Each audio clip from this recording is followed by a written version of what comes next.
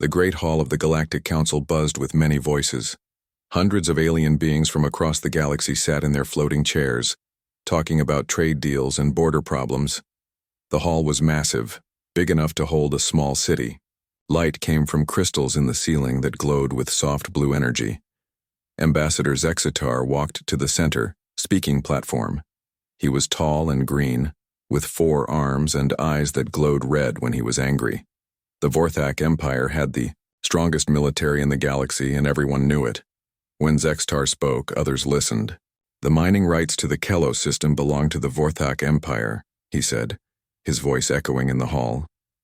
We claimed it first. We have the documents to prove it. High Counselor Vesherin floated forward on her chair.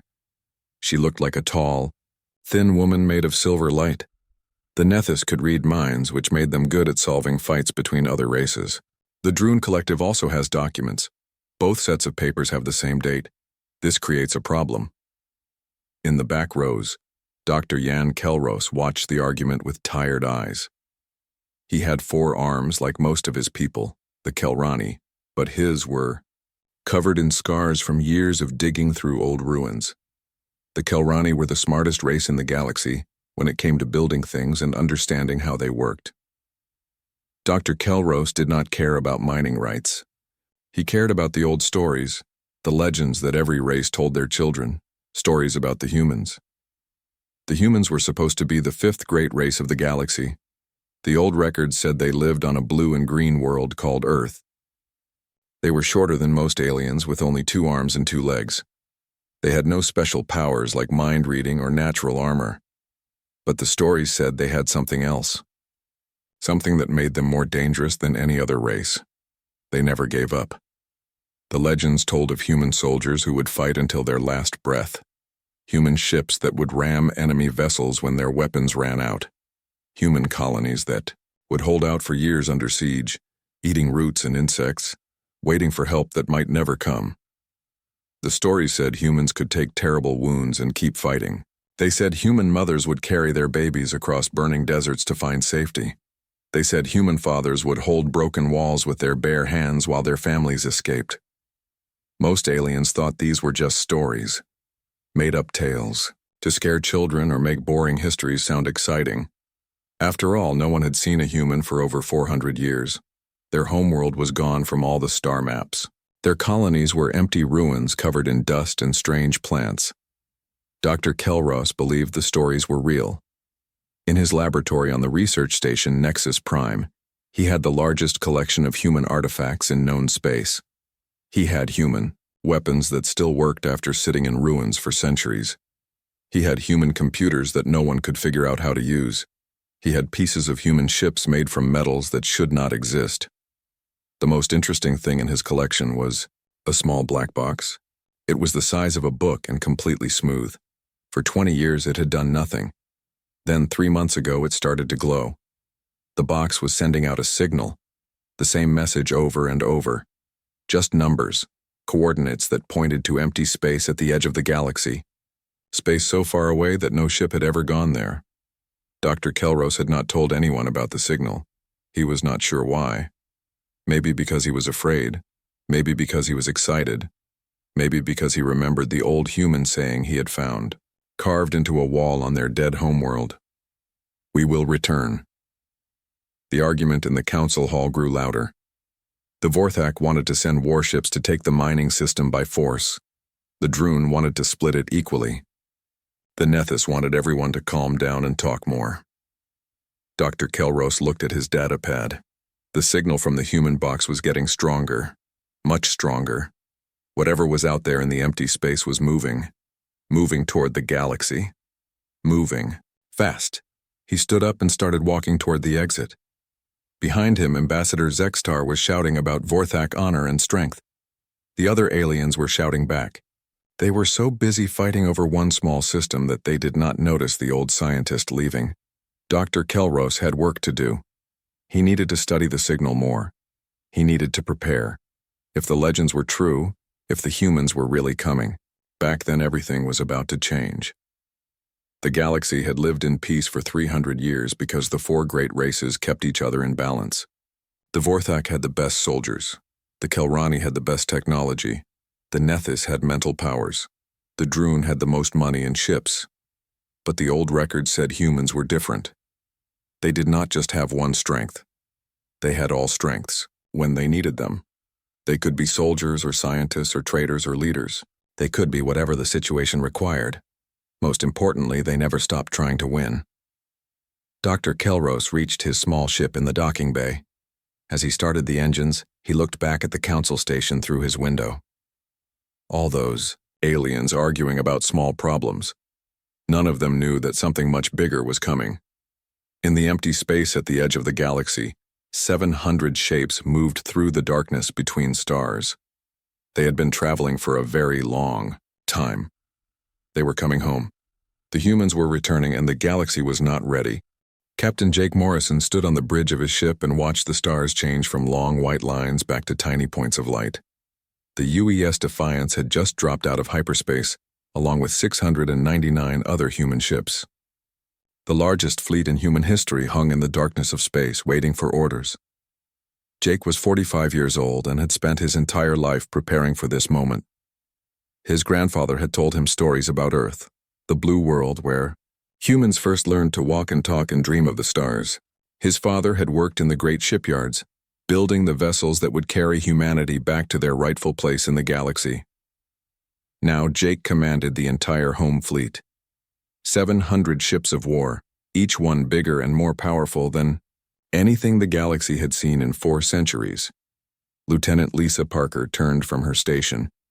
She was young, only 28, but she had trained for this mission since she was a child. Captain, all ships are reporting ready status. The fleet is in position and awaiting your orders. Jake nodded. Around him, his crew worked at their stations with calm efficiency. They were not excited or nervous, they were ready. Every human in the fleet had been born for this purpose. Their parents had been born for this purpose. Their grandparents had died working toward this moment. 400 years ago, humanity had faced a choice that no species should ever have to make. A terrible plague had swept across human space, killing billions of people. The disease attacked human DNA itself, making it impossible to cure with normal medicine. Scientists said the entire human race would be dead within 50 years. So humanity chose to disappear. The Exodus Protocol was the biggest secret in human history. Every human world was evacuated. Billions of people were loaded onto massive ships that could travel between the stars for hundreds of years. Earth itself was hidden behind machines that made it invisible to alien sensors. Humanity went into the dark spaces between the galaxies to heal and grow strong. Commander Alex Chen walked over to stand beside Jake. Alex was Jake's second in command and his oldest friend. They had grown up together on the colony ship New Hope, playing war games in the corridors and dreaming of the day they would return to reclaim human space. "It feels strange," Alex said quietly. "All those years of preparation and now we're finally here." Jake smiled. "My grandfather used to say that patience was humanity's greatest weapon. We could wait longer than any other race. We could plan further ahead. While they fought over scraps, we built an empire in the dark." It was true. The 400 years of exile had not been wasted. Human scientists had solved problems that the galactic races still struggled with. They had learned to build machines that could think and feel. They had discovered how to make energy from nothing and turn that energy into any kind of matter they needed. Most importantly, they had learned from their enemies. Human scout ships had been watching the galaxy for decades, studying the alien races in secret. They knew everything about Vorthak military tactics. They understood how Kelrani technology worked. They had mapped every Nethys telepathic network and tracked every Drun trade route. The aliens thought they knew about war because they fought each other with simple weapons and basic strategies. Humans had spent 4 centuries studying war as an art form. They had built weapons that could crack planets and shields that could stop stars from exploding. Chief Petty Officer Danny Rodriguez looked up from his station. Danny was responsible for the stealth systems that had kept the human fleet hidden during their approach. "Captain, we're receiving the final signal from the beacon network. All scout ships have reported in. The galaxy is exactly as our intelligence predicted. Jake walked to the main display screen. It showed a map of the galaxy with thousands of colored dots representing alien ships, stations, and colonies. The 4 great races had spread across the stars, claiming worlds and systems for themselves. They had grown soft and lazy in their peace. They had forgotten what real war looked like. "Open a channel to all ships," Jake ordered. Lisa worked at her controls. "All ships are receiving, Captain." Jake took a deep breath. His voice would reach every human in the fleet. Soldiers and scientists, engineers and doctors, all the children and grandchildren of the people who had chosen exile over extinction.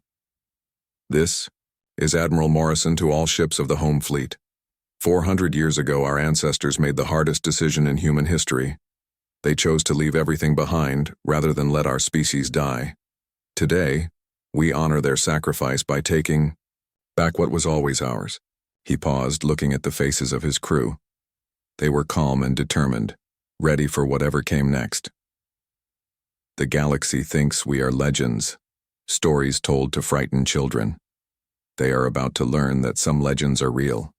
Today we remind them why humanity was feared. Today we show them what 4 centuries of preparation can accomplish." Danny began the sequence that would drop their stealth fields. For 400 years, humanity had hidden in the darkness. In 30 seconds, every sensor array within 100 light years would detect them. "Today we come home," Jake finished. The stealth fields dropped. 700 human warships appeared on alien sensors like ghosts becoming real. Each ship was twice the size of the largest alien vessel. Each ship carried weapons that could destroy fleets and shields that could deflect any known attack. The galaxy had enjoyed peace for 3 centuries because they believed the most dangerous predators were extinct. They were wrong. Humanity had returned, and they had brought the future with them. Dr. Jan Kelros was drinking his morning tea when every alarm in his laboratory started screaming at once. The hot liquid spilled across his desk as he jumped up and ran to his main computer screen. What he saw there made his 4 hearts beat. So fast he thought he might faint. 700 ships had just appeared on the edge of known space. They were huge, each one bigger than a Vorthak battle station. Their energy readings were off the charts. The computer kept trying to identify them but came up with nothing. No match in any database. No known technology signatures. But Dr. Kelros knew what they were. The smooth lines and aggressive angles were exactly like the artifacts in his collection. These were human ships. He grabbed his communication device with shaking hands and sent an emergency message to the Galactic Council. Within minutes, his screen was filled with alien faces, all talking at once and demanding answers. Ambassador Zextar was the loudest. His red eyes were glowing brighter than usual. "This is impossible. Humans have been extinct for 400 years. These must be fake ships built by our enemies." "The sensor readings do not lie," said Dr. Kelros. He sent his data to all the council members. "These ships match human design patterns perfectly. The metal they are made from is the same strange material I have found in human ruins. But these ships are not old. They are new and fully powered." High Counselor Vesherin floated closer to her screen. The silver light that made up her body was flickering with worry. "I have tried to read their minds across the distance. What I sense disturbs me greatly. These beings think differently than any race we know. Their thoughts are sharp and focused like weapons. They do not think about peace or trade or diplomacy. They think about victory." The Kelrani Science Council sent their analysis within the hour. The human ships were using power sources that produced more energy than anything in the galactic database. Their hull material seemed to change and adapt, like living tissue. Most frightening of all, their weapons were not even turned on. This massive fleet was running on minimum power like they were just taking a casual trip through space. Trade Master Vexcol of the Droon Collective was counting numbers on his calculator. "If each ship carries the standard crew of 5,000 beings, we are looking at 3.5 million humans. Where have they been hiding for 4 centuries? How did they build so many ships without anyone noticing?" Dr. Kelros had been studying the human beacon in his lab. It was now glowing so bright he had to wear special glasses to look at it. The signal was changing, sending new information. Star charts, technical designs, and what looked like historical records. As he worked to decode the files, a pattern began to emerge. The humans had not been hiding on some distant planet. They had been traveling in the empty space between galaxies, building and learning and preparing. They had turned their exile into an opportunity to become something greater than what they were before. The first communication from the human fleet came 3 days after their arrival. Every government in the galaxy received the same message, at the same time. It was broadcast in perfect versions of 17 different languages. The message was simple. This is Captain Jake Morrison of the United Earth Fleet. We are human, and we have come home. The silence that followed lasted exactly 47 minutes. Then every major power in the galaxy began calling emergency meetings and moving their fleets toward the human position. Ambassador Zextar wanted to send the entire Vorthak Navy to destroy the humans before they could become a threat. We are the strongest military force in the galaxy. We will not be challenged by ghosts and legends. But Dr. Kelros was reading the decoded human files, and what he found made him very afraid. The humans had detailed information about every alien race. They knew about Vorthak military tactics and Kelrani technology. They had maps of Nethys psychic networks and records of every Droon trade deal for the past 100 years. The humans had been watching them, learning about them, preparing to face them. Look at these weapon specifications, Dr. Kelros said during an emergency science meeting. They have guns that fire projectiles at nearly the speed of light. They have energy beams that can cut through any known shield. They have missiles that can phase through solid matter. But how is this possible? Asked Chief Engineer Moltka. Our best scientists have been working on these problems for centuries. Because they had 400 years to solve them, Dr. Kelros replied. 400 years with no distractions, no politics, and no limits. They turned their entire civilization into a weapon. The Nethys tried to make psychic contact with the human fleet. High Counselor Veshrin led a team of their most powerful telepaths in an attempt to communicate mind to mind. They came back, shaking and pale. Their minds are protected by barriers we cannot understand, Veshrin reported. But we sensed something else. They are not here to trade or negotiate. They are here to reclaim what they believe belongs to them. All of it. Meanwhile, Captain Morrison was preparing his own message to the galaxy. He had watched the alien government scramble and panic. He had seen their fleets moving into position. He knew they would try to fight, because that was what inferior species always did when faced with superior force. He was looking forward to showing them how much humanity had learned about war. Admiral Krexto stood on the bridge of his flagship and smiled with satisfaction. Behind him stretched the third battle fleet of the Vorthak Empire. 200 warships arranged in perfect attack formation. Each ship was painted blood red with the war symbols of his people carved into their hulls. Krextos had won 43 battles in his long career. He had crushed rebellions on 12 worlds and forced 37 different species to surrender without firing a shot. His method was simple and effective. Show up with overwhelming force and give the enemy one chance to surrender before destroying them completely. Send the standard ultimatum, he ordered his communications officer. Tell these so-called humans that they have 1 hour to surrender their ships and submit to Vorthak authority. If they refuse, we will destroy every vessel in their fleet. The message was broadcast on all frequencies in 17 languages. Admiral Krextos settled back in his command chair and waited for the humans to panic and beg for mercy. It would be over quickly, and then he could return home to tell stories about how he destroyed the legendary human fleet with barely any effort. The human response came 30 minutes later. It was not what he expected. A single small ship detached itself from the human fleet and began moving toward the Vorthak formation. Admiral Krextos looked at his tactical display in confusion. The approaching vessel was tiny compared to his massive warships. It was about the size of a Vorthak scout ship. Sir, said his tactical officer, the approaching vessel is broadcasting an identification signal. They call it the UES Relentless. It appears to be some type of frigate. Admiral Krextos laughed, a harsh sound that echoed through the bridge. One small ship against 200?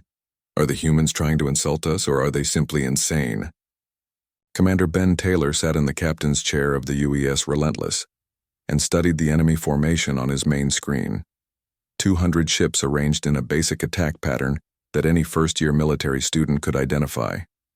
Their weapons were primitive projectile and energy systems. Their shields were simple deflector arrays. Their tactics were straightforward and predictable. "Analysis complete, Captain," reported Lieutenant Nancy White from the weapons station. "Enemy vessels are using technology approximately 400 years behind our current systems. Recommend minimal force engagement to avoid unnecessary casualties." Ben nodded. The Relentless was the smallest combat ship in the human fleet, but it carried more firepower than most alien battle stations. Its weapons were designed to fight enemies much more dangerous than these simple warships. "Open a channel to the Vorthak Admiral," Ben ordered. The alien's face appeared on the main screen. He was large and green with small yellow eyes and teeth, like broken glass. He looked angry and confident. He clearly believed he was about to win an easy victory. "I am Commander Ben Taylor of the United Earthship Relentless. You have threatened human vessels and demanded our surrender. This is your only warning. Withdraw your fleet immediately or face the consequences." Admiral Krextos stared at the human in disbelief. The creature was small and soft-looking, with no natural weapons or armor. How could such a weak being speak with such confidence? "You dare threaten me?"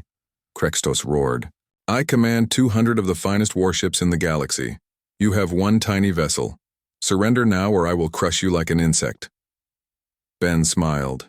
It was not a friendly expression. "As you wish." The Relentless opened fire. What happened next became known throughout the galaxy as the demonstration of intent. Human weapons that had been designed to fight wars between star systems were used against primitive alien vessels with surgical precision. Beams of energy that could slice through planets cut delicately through Vorthak weapon systems, disabling them without harming the crew compartments. Missiles that could phase through any known defense targeted enemy engines with perfect accuracy. Projectile weapons that could accelerate metal slugs to nearly the speed of light carefully removed shield generators and communication arrays. The Relentless moved through the Vorthak formation like a dancer, its weapons firing continuously but never killing. In 17 minutes, every single enemy ship was completely helpless. No weapons, no engines, no shields, no communications. But every crew member was alive and unharmed. Admiral Krextos sat in his command chair and stared at his dead control panels in shock. Around him, his bridge crew was trying to understand what had just happened. The most powerful fleet in Vorthak history had been destroyed by one small human ship, without a single casualty. Commander Taylor's face appeared on the emergency communication screen. "Admiral Krextos, your fleet has been disabled.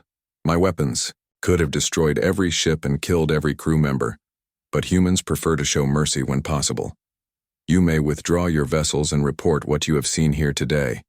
This offer will not be repeated." The screen went dark. Admiral Krextos looked around his bridge at the faces of his officers. They were all staring at him with fear and confusion.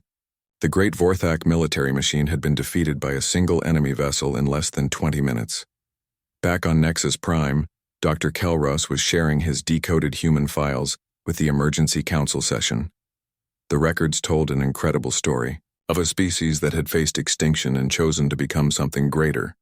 They did not just survive their exile, he explained to the frightened alien leaders. They used it as an opportunity to evolve. Genetic enhancement, technological revolution, social transformation. They turned themselves into the perfect warriors. The files showed human colonies that could move between stars, human soldiers who could fight in any environment, human ships that could repair themselves in battle. Most disturbing of all, they showed human battle plans that treated entire galaxies as potential battlefields. High Counselor Vesherin spoke quietly. "We told stories about human determination and human stubbornness, but we never understood what those stories really meant. They do not just refuse to give up. They refuse to accept that anything is impossible." News of the Vorthak defeat spread across the galaxy within hours. The strongest military force in known space had been humiliated by a single human ship. Every government, every leader, every citizen now faced the same terrifying question. If one small human vessel could do this, what could 700 do? The emergency session of the Galactic Council was the largest gathering in the organization's history. Every member species sent representatives. Every allied government sent observers. Every independent faction sent spies. The great circular hall that had seemed huge before now felt crowded and tense. Ambassador Zextar sat in his chair and tried not to show how frightened he was. The humiliation of his fleet still burned in his mind. 200 of the finest Vorthak warships defeated by one small human vessel. His military advisors had studied the battle recordings for days and could not explain how it was possible. Dr. Kelros floated near the center of the hall in his research pod. He had spent the past week decoding more human files, and what he had learned kept him awake at night. The humans were not just technologically superior. They had spent 400 years becoming something new, something beyond what any other race had ever achieved. High Counselor Veshran drifted silently among the other delegates. Her telepathic abilities let her feel the fear and confusion that filled the hall like smoke. Every being here understood that the galaxy had changed forever. The old balance of power was broken. The main doors opened and Captain Jake Morrison walked in. He came alone.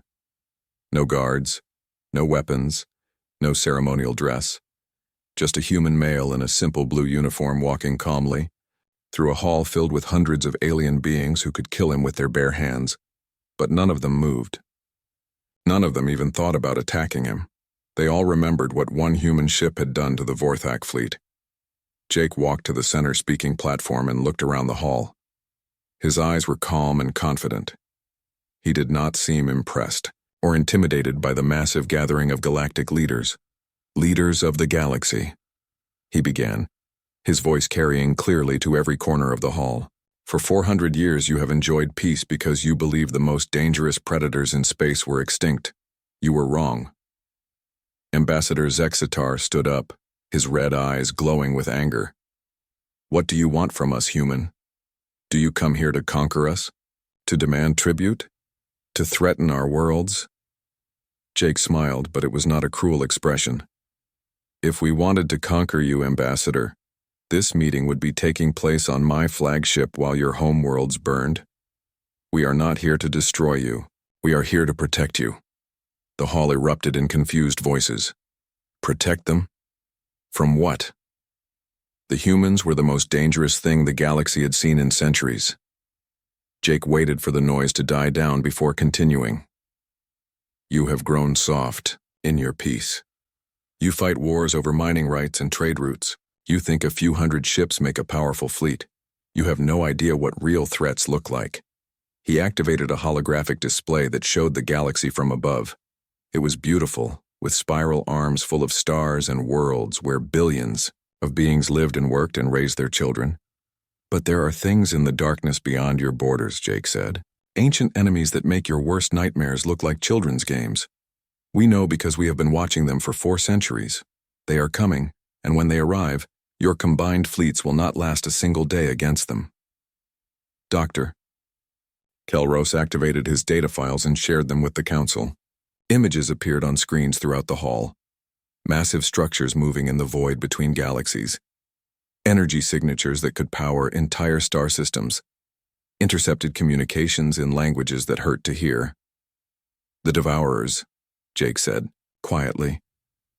They consume entire civilizations and use the energy to build more ships, more weapons, more soldiers. They have destroyed 1,000 galaxies and left nothing but empty space behind them.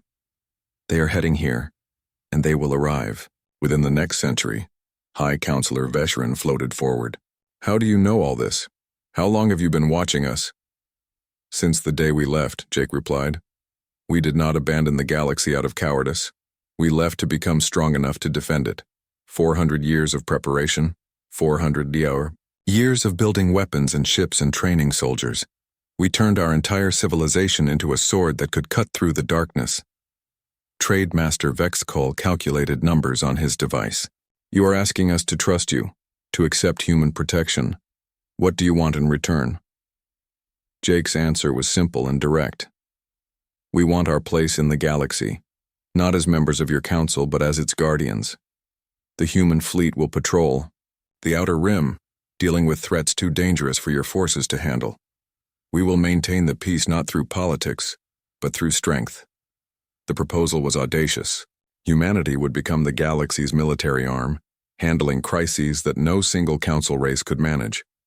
In return, they wanted access to trade networks, colonial rights in unclaimed systems, and recognition as the dominant military power in known space. Ambassador Zextar objected immediately. What guarantee do we have that you will not simply turn your weapons on us when it suits you? Jake's response chilled every being in the hall. If we wanted you dead, you would already be dead. We are offering partnership because we learned something important during our exile. The galaxy is vast and there are enemies out there that make our old wars look like playground fights. You need us more than we need you. The vote was not immediate. The council spent 3 days debating, arguing, and trying to find alternatives. But the decoded human files made the truth clear. Something terrible was coming from beyond the galaxy, and only humanity had the power to stop it. When the final vote was cast, it was unanimous. The Terran Defense Pact was signed, establishing humanity as the military protectors of Council space. As Jake left the station, every delegate understood that history had just changed direction. The galaxy had spent centuries telling stories about human determination and human strength. Now they would live under human protection, and perhaps learn what those stories really meant. In the darkness between stars, the human fleet spread out. Across the rim, sensors scanning for signs of the ancient enemy. The legends had returned, but they had brought with them the promise of a war unlike anything the galaxy had ever seen.